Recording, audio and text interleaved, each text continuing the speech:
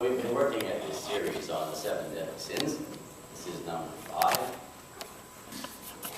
One of the tricky things in doing this is to recognize that categories from 2,000-year-old Mediterranean culture don't drop neatly into 21st century North American cultures. And so we're always doing this translation thing that is always an imperfect sort of thing. So the first thing to know is that gluttony is not about getting fat.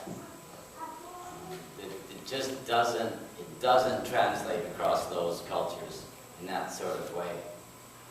We learned different approaches to fat when we were in Ghana.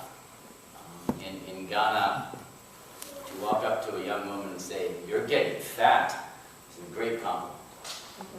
Now, again, for the really westernized young women in the cities, maybe not so much.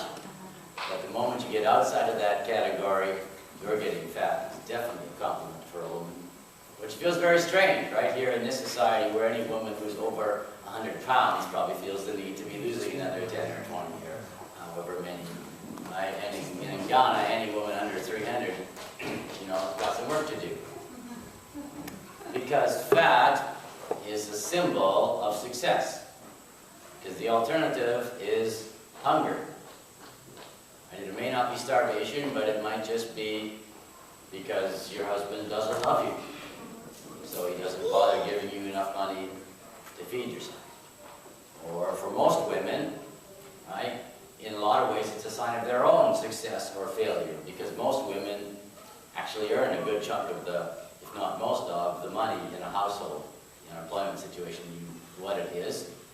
And so if you can't feed yourself, you're not a successful person. If you can, you've got to be able to show it. One of the great evils in Ghana is to have a woman who's thin while her husband is fat. Clearly an unloved woman. And so it's a man's pride to have some meat on his woman to show that he is a good husband and a good man. So in all of this, gluttony is a different thing. And I think it should be also thought about as a different thing in our society, that it's not about what you weigh. It's about lack of fear. Because in a lot of ways, gluttony is a response to fear. It's a response to the lack of trust we have in God and in our community. So because we do not trust God and we do not trust our community, we do not trust one another, we accumulate. We get more and more and more. We put more and more things into our mouth because who knows about tomorrow? We may not have enough tomorrow, so we better eat. And this is not at a conscious level. People don't think that way, but often our bodies do. That this fear we have inside of ourselves for whatever it is afraid of, right? This is the way. This is the way we deal with it. We just keep putting more stuff because that's just the way we're created as human beings. So really, in a lot of ways, a better English term for all of this is hoarding, rather than gluttony. And hoarding happens on at least 2 levels. The first is individual hoarding, accumulating stuff so that you have stuff. We all know that as we go through life, stuff just accumulates. That's not hoarding. That's just, stuff accumulates. And sometimes it's really hard, right, whether it's, right, women's stuff here and there, or guys' stuff, or stuff that crosses those boundaries, right? Who is the book hoarder in your household, right? Who is the one who collects all the pieces of paper? That can be either gender and from all sorts of different perspectives. But that's not really hoarding. It's not necessarily healthy, but it's not the end of the world. I think of hoarding as deliberately accumulating against some sort of future fear. Just refusal to ever get rid of anything, because someday I might need this. Right? and I'm not going to let go. This need to hang on and accumulate, deliberately accumulate, deliberately fill every possible space against this unnameable, unknowable, and great horror that is coming. And that, you know, may be your problem, it may not. I don't know. But I think that is the modern equivalent of gluttony. The other much more noticeable equivalent of gluttony, right, the sense of hoarding, is corporate hoarding. And corporate hoarding is recognizing that some resources are limited, and so I'm going to gain control of a whole bunch of them and drive up the price and then sell them. In Ghana, this is almost a capital offense. It can get you killed.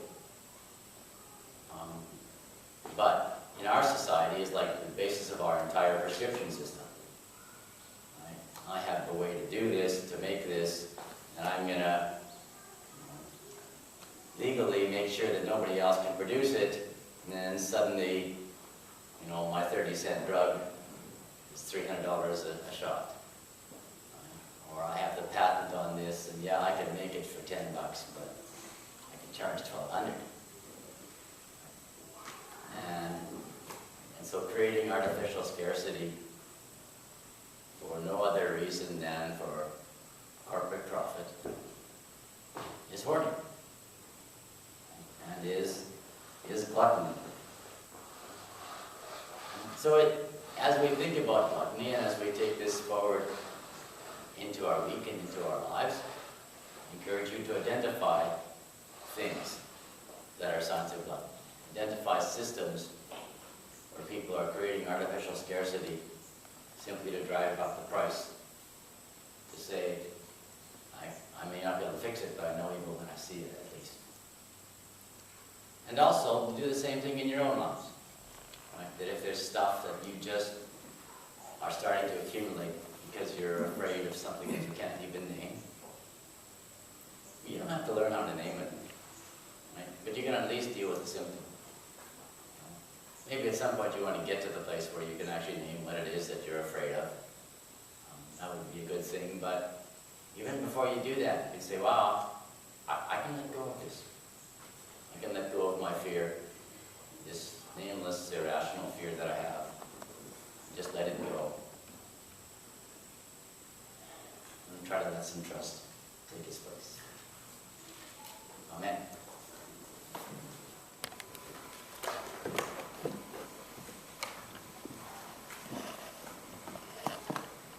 So if the modern equivalent of gluttony is hoarding, and hoarding is a sign of lack of faith and trust in community, then how do we build trust in community? How do we build up community? I think it's always worth starting by recognizing the kinds of communities that we are part of. In some historic past in this country, the idea was that we belonged to one community. We all lived in small towns or small parts of cities, and the people that we lived with and worked with and worshipped with were all the same folks. It was all family or second cousin or third cousin or somebody who spoke the same language from the same ethnic group that we were, and we lived our lives together. And so community was a very single, specific thing that we would either build up and become an important part of, or leave and become nothing. Right? In the ancient world, people thought of themselves as fingers on a hand, a single hand. And if they were cast aside or if they left the community, it would be like if I cut my finger off and threw it in the corner and would die. But that's not the kind of communities we live in today. That if you look around here, very few of you are biologically related to anybody else here. Very few of you work with the people you worship with, right? Your families are scattered all over the place. And here we are, and this is not and will never become your soul community. That's great. That is what it is, whether you like it or not, it's true. I still think it's a good thing. The other thing we need to recognize is that we're all very busy people. At least most of us are very busy people here. And you don't need me to give you another assignment. You don't need another thing to do in your week to fill it up, to keep you from getting bored. Because if nothing else, you got YouTube. And if nothing else, I'm guessing by the noise downstairs that there's somebody who will gladly hand off their kids for a few hours if you need something to do. So how do we build up community? And I think the answer is that, first of all, to recognize that we live in communities on the go. That's just the way it is.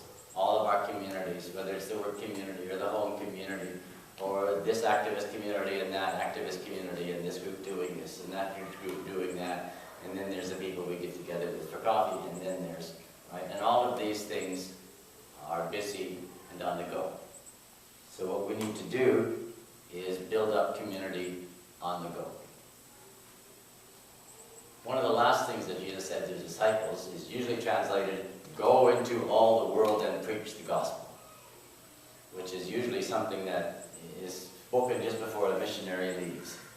Right? So go into some foreign part, preach the gospel there, bring the gospel there. Hallelujah, amen. The rest of us are free and clear because we've sent a missionary. Right? I'm leaving in a few weeks, so you can do that if it's, really excites you. I don't know, Jamie, not even allowed to do that. Right? But actually, a better translation of that phrase, or at least an equally good translation of those verses is, as you go into the world, proclaim good news. That's what this is all about. Right? So that's actually, right, fits right in here. As you go, right? And because you're going to go and your life is going to go here and there, right? Proclaim good news. Do you have a community you're part of that doesn't need some good news? Need good news, right?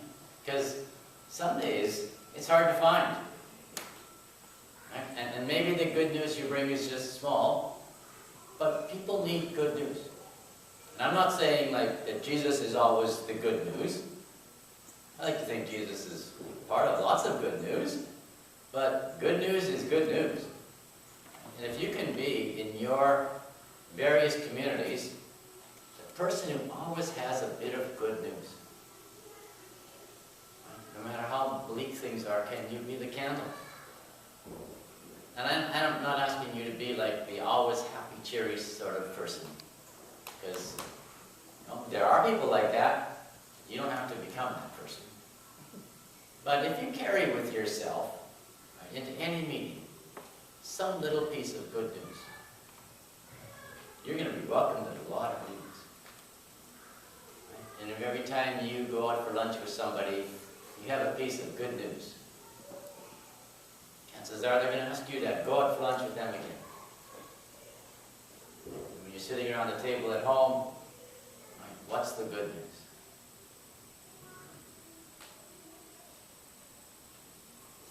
So we have this little story from Jesus, this little parable. And it's complicated because Jesus lived in a different socioeconomic system than we do. But it's also helpful to realize Jesus is basically an apocalyptic prophet, which means that Jesus thinks that the world, the social economic system he lives in, is fundamentally evil and passing away. Right? So the whole, he didn't live in a capitalist society, but he didn't care what the actual details of the culture was. Right? It was evil. This is not the way God intended things to be. And I'm guessing most of us looking around going, yeah, this probably ain't it either. Right? And Jesus says, yeah, but it's passing away. Something new is coming. Which means that his personal attachment to the current system, basically zero. It was not his job to maintain the system. Right? Burn it down, or just let God do it. Whatever, either way. Right? So, his advice, right? My translation in chapter 16, verse 9 is, make friends for yourself by means of dishonest wealth. translation here is interesting, dishonest wealth, because the Greek word is just singular, it's mammon. But it's again, it's the economic system. And Jesus would assume that all wealth is dishonest, fundamentally. Right? So take, right, money that's yours or money that's not yours that you somehow have access to, use it to make friends for yourself. If you can cheat the system and make somebody happy, go for it, said Jesus of Nazareth. Though I'm not saying this, right? I'm not saying this, right? But Jesus did. Not my fault, I'm just reading the text. But, right, what an amazingly different way of thinking about the system. Not, take this money and keep it for yourself. But if you can cheat the system to help somebody, right, go for it. What freedom. Right? And, now, recognize that this manager, he got commended by his boss. Might have been thrown in jail. Right? So don't end up in jail and give me a call and say, Wes, you told me to do this. I say, yeah, and I told you that you might end up in jail. Right? There it is. I got a note the other day from my daughter. I had asked her to pay a parking fine because I didn't want to end up in jail. And she said, well, yeah, there's this parking fine. But, you should really go to jail sometime. It'd be good for you.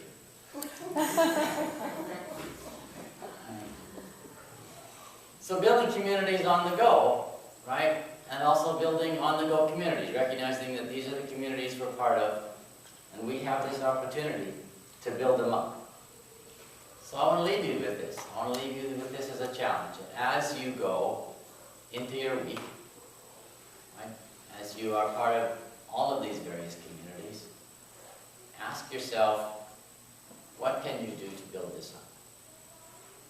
So I'm not going to answer Deb's question of what I'm going to do about ice cream, because I'm not nearly foolish enough to try to explain to a psychiatrist the inner workings of the human mind. Right? But I do have this much of an answer. Right? What can you do to build up the ongoing, on-the-go communities you're part of? So all of this, right, our response is found in the hymnal, number 106.